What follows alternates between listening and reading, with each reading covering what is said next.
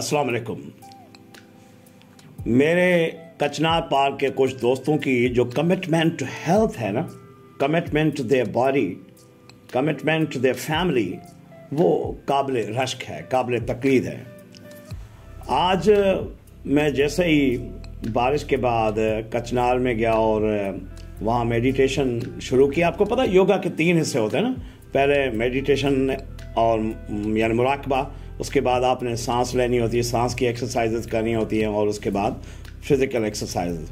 तो वो मेरे 2-3 जो दोस्त थे, the devoted and committed morning walkers and yogis, आगे कहने लगे कि भाई ये इन सारी चीज़ों को छोड़ो, आज हमें आप बताएं कि ये ब्रीथिंग व्हाट इज़ दिस, सांस लेना ब्रीथिंग है क्या, और योगीज इस पे ज़्यादा फोकस करते हैं।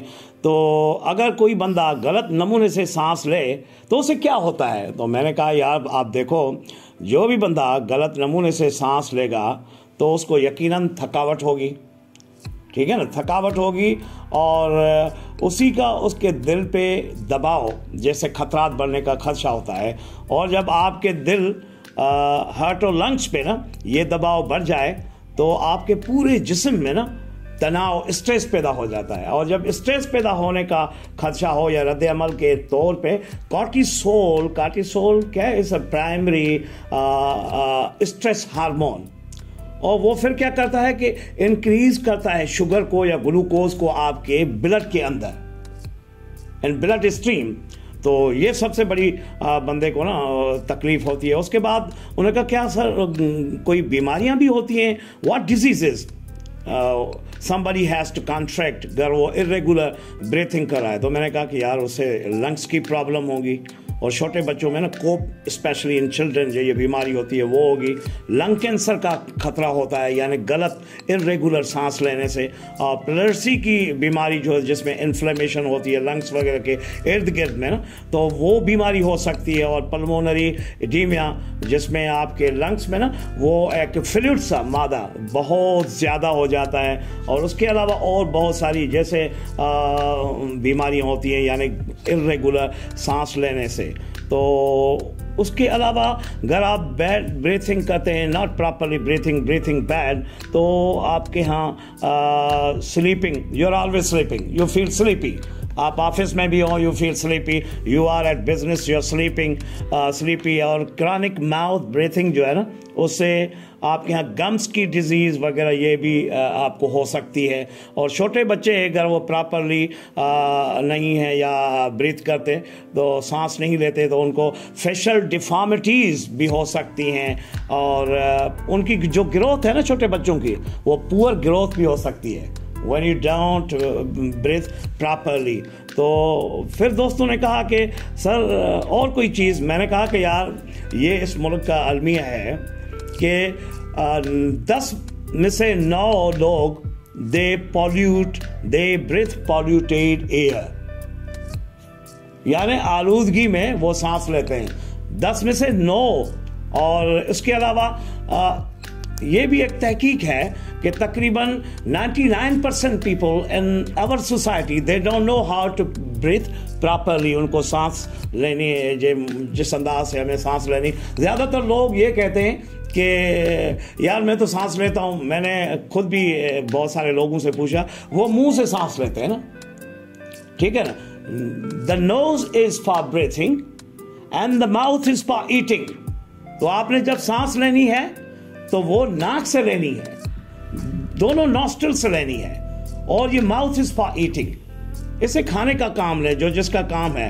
और उसके बाद दूसरे दोस्त जो वहाँ पे एजाज साहब थे, उसने कहा कि सर ये शैलो ब्रीथिंग से क्या होता है। मैंने कहा शैलो ब्रीथिंग जो है ना, it can turn into panic attacks आपके जिस्म के अंदर, और आपका मुंह जो है वो ड्राई माउथ हो जाता है, फटीग होती है, और आपको रेस्पिरेटरी प्रॉब्लम्स ज़्यादा हो सकते हैं, कार्डियो की बीमारियां भी हो सकती हैं अगर आप ना दिल के अमराज जो है ना, कल्बी अमराज भी आपको लग सकते हैं अगर आप प्रॉपरली ब्रीथ नहीं कर सकते। और बिलखुसूस ये आपको पता है, ये जो लोग एसीज में बैठते हैं और हीटर्स के यहाँ, they suffer because there is no proper oxygen. जब ऑक्सीजन न हो तो उनका जिस्म जो है ना वो बिल्कुल पैरालाइज हो जाता है। और उस दौरान एक और साहब आ गए, he was a new for morning exercise, morning walk, और कहने लगे सर अब ये आपने सारी बीमारियां तो हमें बता दी हैं, लेकिन ब्रीथिंग के फवायद क्या हैं, बेनिफिट्स क्या हैं। मैंने कहा यार बात सुनो, breathing is life, breathing is life. When you breathing should be fully, properly, then you can live fully and deeply in this world. तो फवायद की जब बात आती है तो इससे तनाव और परेशानी कम होती है ना, आपका स्ट्रेस और एंग्जाइटी जो है वो कम होने लगती है, और you have a quality sleep, नींद आपको जो है ना वो मयार की आती है, और आपकी जो कॉग्निटिव बिहेवियर है, इल्मी अफ़ाल है, जो एक्शन है, वो उसमें इजाफा हो जाता है। और उसके अलावा जो कल्बी सेहत है आपकी वो बहुत होती है, खूबसूरत होती है, और उसमें इजाफा होता है। और आपके you have beautiful strong lungs ना, और आप ये प्रॉपर ब्रीथिंग जो है इट डिटॉक्सिफाई योर बॉडी।